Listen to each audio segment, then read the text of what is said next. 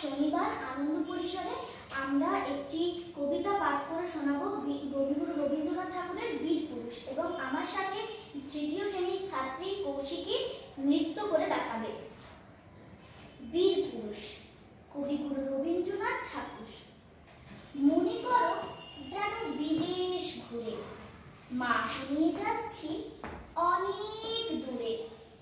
তুমি যাচ্ছ পালকিতে মা চড়ে, দরজা দুটো একটু ফাঁক করে।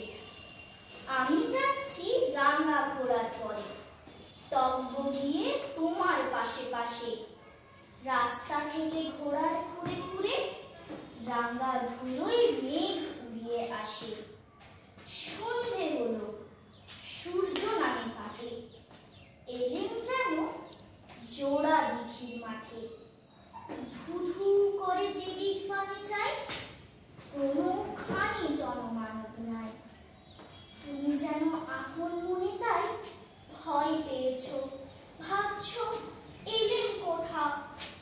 আমি বলছি ভয় করো না মাগো, ওই যে দেখা যায় মরা নদীর সোঁতা। আমরা কোথায় যাচ্ছি কে তা জানি, অন্ধকারে দেখা যায় না ভালো।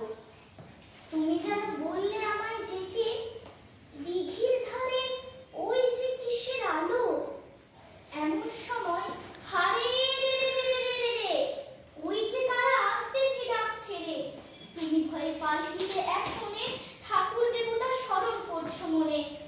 বেয়াগুলো পাশের কাটা বনে পালকি ছেড়ে কাঁপছে থর থর।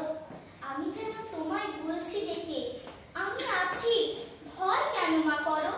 তুমি বললে যাস রে খোকা, ওরে আমি বলি দেখোই না চুপ করে। ছুটিয়ে ঘোড়া গেলেন তাদের মাঝে, ঢাল তলোয়ার ঝনঝনিয়ে বাজে। ভয়ানক লড়াই হলো মা, যে শুনে তোমার গায়ে দেবে কাটা। কত লোক যে পালিয়ে গেল ভয়ে, কত লোকের মাথা পড়লো কাটা। এত লোকের সঙ্গে লড়াই করে ভাবছ খোকা গেলই বুঝি মরে। আমি তখন রক্ত মেখে ঘেমে বলছি এসে লড়াই গেছে থেমে।